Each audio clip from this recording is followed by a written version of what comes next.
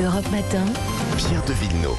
L'innovation avec Anissé Mbida. Bonjour Anissé. Bonjour Pierre. Avec les prix du gaz qui s'envolent, tout le monde cherche des alternatives. On va peut-être trouver une pour les cuisines, de nouveaux brûleurs sans flamme qui fonctionnent à l'hydrogène. Oui, on remplace un gaz par un autre, mais un petit peu plus écologique cette fois, puisqu'on peut créer de l'hydrogène avec de l'eau. Mais la différence, c'est qu'on ne va pas le brûler ce gaz pour faire une flamme, on va faire une réaction chimique qui va transmettre la chaleur à une sorte de plaque vitro-céramique, avec un avantage considérable, c'est qu'on va garder la même précision et la même souplesse que le gaz, c'est-à-dire que le brûleur pourra chauffer instantanément et se refroidir tout aussi vite, comme avec une flamme.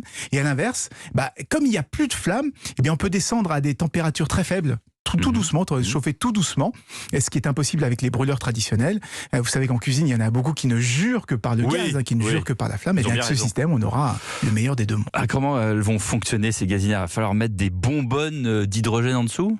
Alors, sur le prototype actuel, oui, mais à terme, non, puisque l'hydrogène peut être facilement injecté dans le réseau de gaz naturel. Donc, à terme, il suffira de brancher sa cuisinière comme d'habitude au gaz de ville et on recevra de l'hydrogène.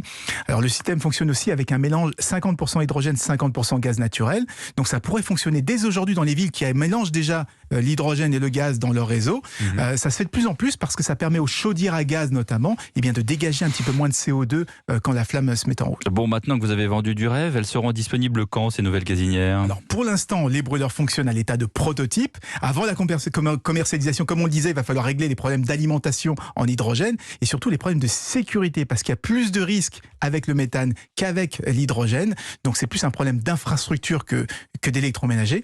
Et c'est une technologie développée par le laboratoire national Oak Ridge aux États-Unis. Les États-Unis, où la cuisine au gaz est une véritable institution. Il y a très très peu de cuisinières électriques. Donc ça permettrait une transition un petit peu moins radicale en utilisant cette technologie. Merci beaucoup. Anissé Mbida.